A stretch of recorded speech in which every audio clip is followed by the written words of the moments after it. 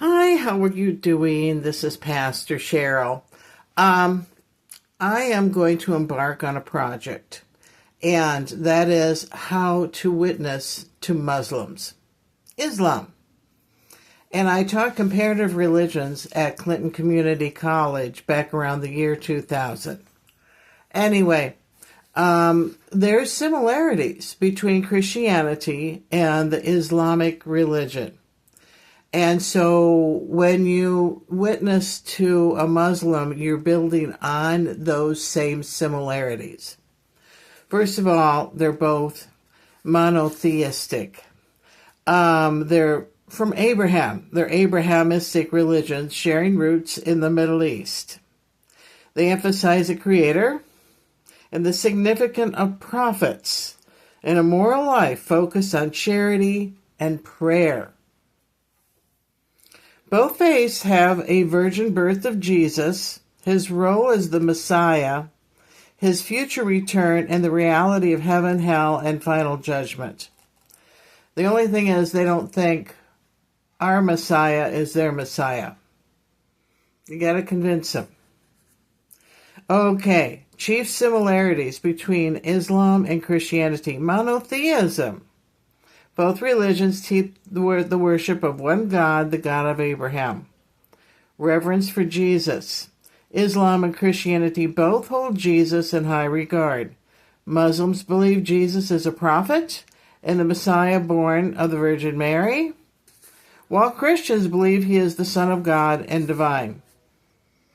Now, there's kind of a twist of language here. When we say Christ is the Son of God, the original language, going back to Hebrew, is Christ is the reflection of God, Huios. He is the Huios of God. He's the reflection of. They believe Jesus was a prophet. Isn't that kind of the same thing? Okay, that's a building block right there. The Abraham roots both trace their spiritual lineage back to Abraham. Shared figures. They honor men of the same prophets and figures, including Adam, Noah, Moses, John, and John the Baptist. Their Quran. Cody, stop that. Their Quran is very similar. It has the same stories as the Old Testament. So they're a lot like Jewish people. They don't eat pork. In fact, the ones that we have here in the United States don't eat meat. They don't touch meat. And so anyway, they dress, to me, they look like a bunch of nuns, okay? What I find disturbing is that it's a patriarchal society where it's completely run by the father. Instead of, and then it's like socially acceptable in their culture for the men in the family to beat up the women. That's terrible. We don't do that here. You can get arrested, thrown in prison for the rest of your life for doing stuff like that. The scriptures, they have shared figures, Noah, Moses, John the Baptist. The scriptures, both religions believe in the divine revelation through holy texts. And so anyway, get a copy of the Quran. And for those of you who are older, and the large print, you could get them free. You can get a copy, of the Quran free. If you happen to have a Kindle, and you can get it through Amazon. Let's say he wants attention down here. But you can get it through Amazon. You can get a free Quran where you could set it on your phone or your tablet and blow up the words. And the thing is, some of these people, some of them, not all of them, read the Quran over and over and over. They practically have it memorized, okay? And then they'll just say, oh, this little girl once told me I read the Quran 3 times. Well, that's not that thick. It's like a paperback, okay? And so that means we should read it and find similarities so that we can use the Quran to bring them to Christ. Okay? We both similarities. Believe in the afterlife and judgment. Both faiths believe in a day of judgment, the existence of heaven and paradise and hell. Okay, heaven's paradise. Moral codes. Both emphasize ethical living, including charity, almsgiving, fasting. Many cases, dietary restrictions. I told you they don't eat pork. In fact, they don't eat meat. The people that we have down the alley that are, we have a couple of Muslim families. They eat a lot of eggs. They eat a lot of eggs. I can't figure that one out myself. But, if they would know how chickens were treated, some of our chickens in farms, they wouldn't touch them. It's because they believe in, being kind to animals. They do. They hate dogs. You won't find any Muslim family in the area, or it would be very, very seldom, that would have a pet dog. They don't understand that. They're terrified of dogs. And I'm like, and one of them wants to move into the duplex downstairs, the apartment downstairs. And, I always have 2 dogs. I always do. And they're terrified of them. They're terrified. And my dogs wouldn't know. They wouldn't understand that. Role of Satan. Both believe in the existence of Satan, or Iblis, I-B-L-I-S, Iblis, it is Islam, is an evil force trying to tempt people away from God. They're a lot like the Jewish people, but they do hold in high regard Jesus and the Virgin Mary.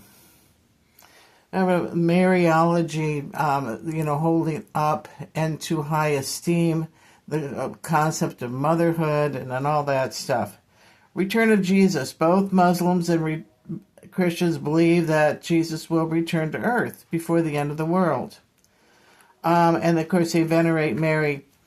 This is kind of some key things that you could focus on, but mainly get a copy of the Quran, go through it, so that you could discuss it with them. Because right away they'll say something strange, like, do you believe the 199,000, prophets? And you're like, I didn't think there were that many in the Bible, And no, they're talking about something else in their faith.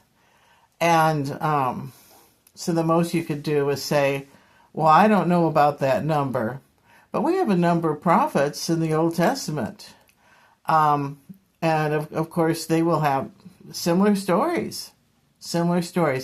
What's interesting is their Quran was given to them by an angel that came to visit them, came to visit Muhammad, who wrote everything down, or he had a scribe write it all down.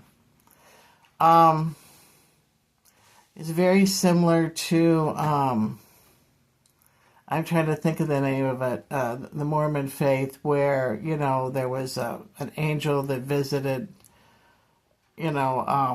their leader and had everything written down with a scribe. There will be a limit to how much longer the Islam faith will be around. And there's a reason for that. Because we're going to have the second coming of Christ. And they're going to say, this was him all along. Because they're going to think it's some other guy, the Antichrist. They're going to think he is the one until he starts turning on people and killing them. With this Sharia law, where he's going to start lopping off people's heads. You think how that's going to affect their children? Seeing their neighbors getting their heads lopped off? Neighbors that they love, who take care of them? Yeah, we do. We take care of new immigrants. We kind of feel sorry for them. So we're always running food over and blankets and making sure they're okay and helping them with just whatever. And because this is the American way, we help people. I'm serious. We're always helping. This is kind of our nature. This is our nature to help people. And you have to think where we came from in Europe. That's how you got everybody to survive. And you got help yourself to survive as well by helping. Because if your neighbor survives, so do you. So we're always helping. It's human nature to do that. And so anyway, those are the similarities. And then we have